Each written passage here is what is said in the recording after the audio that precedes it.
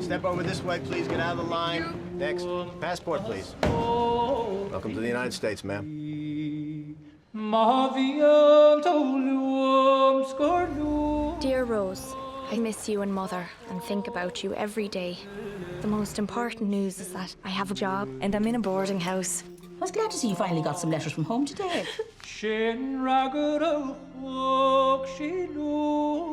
I wish that I could stop feeling that I want to be an Irish girl in Ireland. Homesickness is like most sicknesses. It will pass. Would you dance for me? I'm not Irish. So what were you doing at an Irish dance? I really like Irish girls. I met somebody, an Italian fella. We're going to Coney Island at the weekend. But do you have a bathing costume? Why didn't you tell me to put my costume on underneath my clothes? I thought you'd know. Tell me. I want to ask you something, and you're gonna say, oh, it's too soon. Will you come for dinner and meet my family? I'd love to. You like Italian food? I'm going to say splash anytime I see problems. Good idea. Splash! You just splashed his mother, his father, and the walls. Let's go again. Ready? I should say that we don't like Irish people. Hey. What? We don't. That is a well-known fact. It must be a really tricky thing to make trailers and also like sort of pull film clips for movies that draw us in a like slow and steady but assured way. And Brooklyn's one of those movies. So I don't actually think the trailer does quite the service it should to this like lovely drama about this Irish immigrant named Ailish who comes from a small community to Brooklyn, New York, mostly at the behest of her sister who really wants her to have a better life. I'd forgotten just how bad it feels to be away from home. I've enrolled you in a night class for bookkeeping at Brooklyn College. It'll be 3 nights a week, and I paid you tuition for the first semester. Why? Why? Not thank you. Sorry, thank you. But why? Well, I was amazed that someone as clever as you couldn't find proper work at home. I've been here too long. I forget what it's like in Ireland. So when your sister wrote to me about you, I said the church would try to help. Anyway, we need Irish girls in Brooklyn. I wish that I could stop feeling that I want to be an Irish girl in Ireland. All I can say is that it will pass.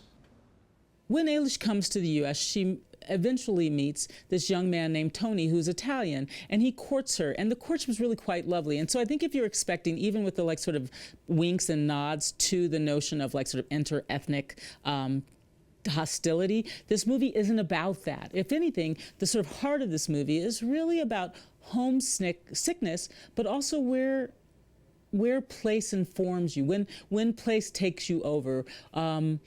Like it or not. She didn't really come to the U.S. planning to, she didn't come to the U.S. entirely of her own volition. One of the tricky things about this movie is actually, and I think that Liesl Schillinger got it to it at a review of the novel that it's based on in the New York Times, she sort of got at this notion that there's a kind of passivity to this lead character, and yet it doesn't feel wan or uninteresting, because I do think passivity can be wan and uninteresting. Instead, it feels sort of true and allows for this very amazing, but quietly amazing transformation of this young woman as she sort of puts down roots in Brooklyn and then has to go back home to Ireland for unforeseen reasons, and is kind of thrown off by that. So which place owns her? And I actually got anxious because I wanted her to make one choice, and I couldn't tell whether she was going to make it or not. And I think that's one of the things that's really beautiful about this film, which is directed by John Crowley, is this sort of notion of like, you wind up rooting and caring for characters, and also knowing that if your lead if your central character makes a different decision, that's okay too. That's a tricky thing to pull off in a movie.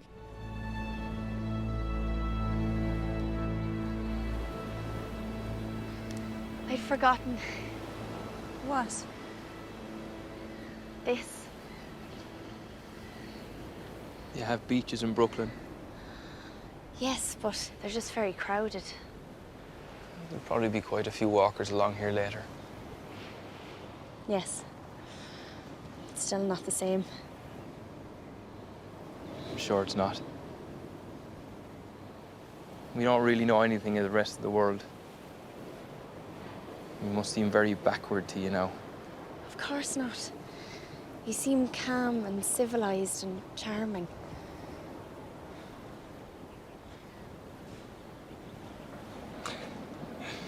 Come on! A lot of the reason that this movie pulls off as much as it does is because that actress, that young actress that we sort of first were introduced to in Atonement years ago when she was causing so much trouble, has grown up into an engaging and still interesting and intelligent actress. Saoirse Ronan is really lovely in this, like a surprise. For someone who's been so good for years now, for like 6 or 7 years now, she remains a revelation in a lot of ways. And I think that's one of the things that, it's the reason, it is not the only reason to see Brooklyn, because there are a few movies like that this season where the real reason to see them is that there's a star turn worthy of the star, but not necessarily the movie. This is a movie in which that actress draws us in, but illuminates so much more on screen. It's really like a lovely, when you say little, mostly you mean kind of lovely film.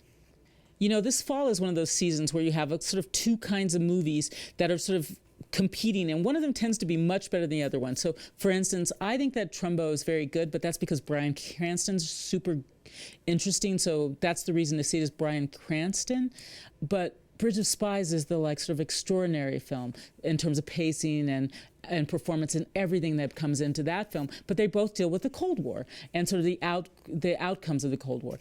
This is a movie that I think, you know, it's a different period of time. It's set in the 50s. It's set in New York City. But it's actually, I think, as satisfying, if not more satisfying, a feminist tale than Suffragette, which has, you know, stars and is aggressively a feminist story. And I don't mean that in a negative way. I just mean that there's something really understated about Eilish's journey that speaks also to her as a young woman. And I think there's something kind of thrilling about that.